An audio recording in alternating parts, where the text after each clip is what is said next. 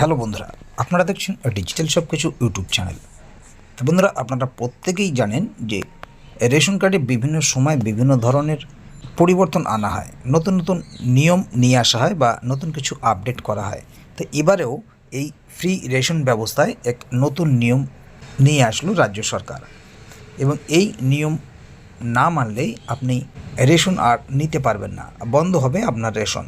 তবে এখানে বিষয় হচ্ছে, যেহেতু আমাদের রাজ্যে বেশ কয়েক ধরনের কার্ড আছে এবং সেই কার্ডের ক্যাটাগরি অনুযায়ী তারা রেশন পান, তো এখন এই যে নতুন নিয়ম আসছে, এটি কোনো বিশেষ এক ধরনের কার্ডে আসছে নাকি সমস্ত কার্ডে আসছে, সেই বিষয়টি সাধারণ মানুষের মনে একটা প্রশ্ন জাগছে।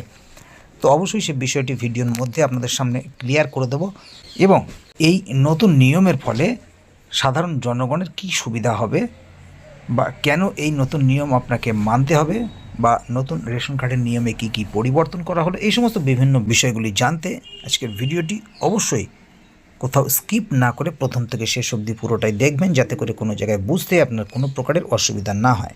এছাড়াও আপনি যদি আমাদের চ্যানেলে প্রথমবার হয়ে থাকেন, তাহলে অবশ্যই চ্যানেলটিকে সাবস্ক্রাইব করে বেল আইকনটি প্রেস করে অল নোটিফিকেশনে ক্লিক করে দেবেন, যাতে করে আমাদের চ্যানেলে যখনই কোনো নতুন ভিডিও আপলোড হবে তা সরাসরি আপনার কাছে পৌঁছে যায়।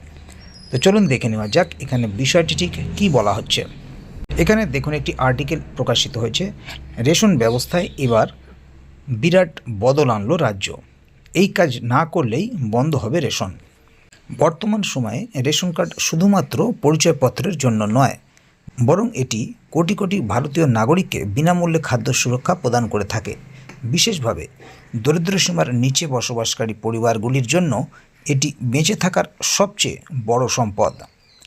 কিন্তু সরকারের লক্ষ্য এই সুবিধার জন্য যারা প্রকৃত উপযুক্ত তাদের কাছেই পৌঁছে দেওয়া, এবং রেশন সামগ্রীর কোনোভাবেই অপব্যবহার না করা।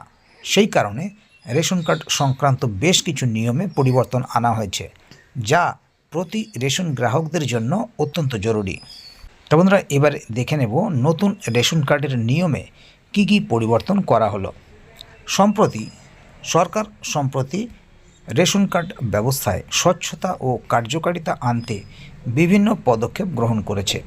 নতুন নিয়ম অনুযায়ী সকল রেশন কার্ডধারীকে বাধ্যতামূলকভাবে ইকেওয়াইসি করতে হবে।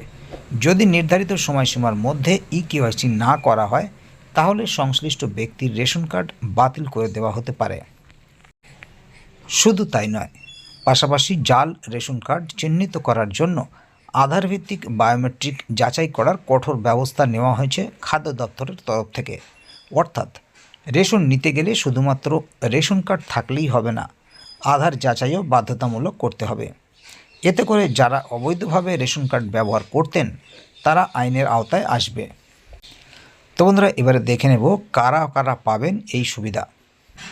রেশন কার্ডের এই নতুন নিয়ম অনুযায়ী নিম্নলিখিত ব্যক্তিরা রেশন কার্ডের বিনামূল্যে সুবিধা উপভোগ করতে পারবেন। উপভোক্তাকে অবশ্যই ভারতীয় নাগরিক হতে হবে।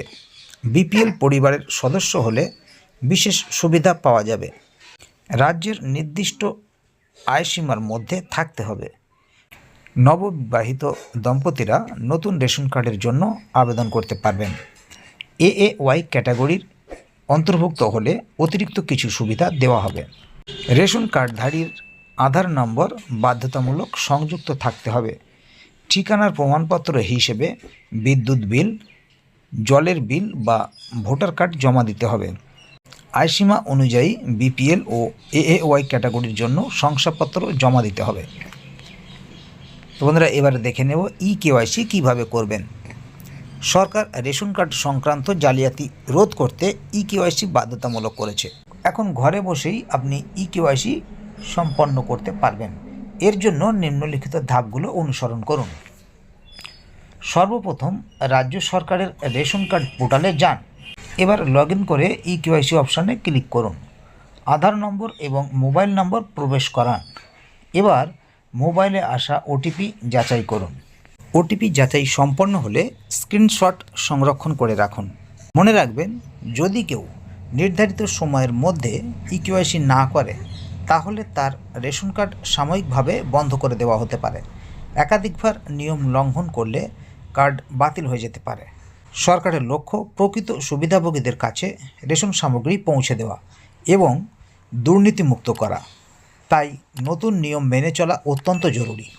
তাহলে বন্ধুরা বুঝতেই পারছেন এখানে বিষয়টি ঠিক কী বলা হলো।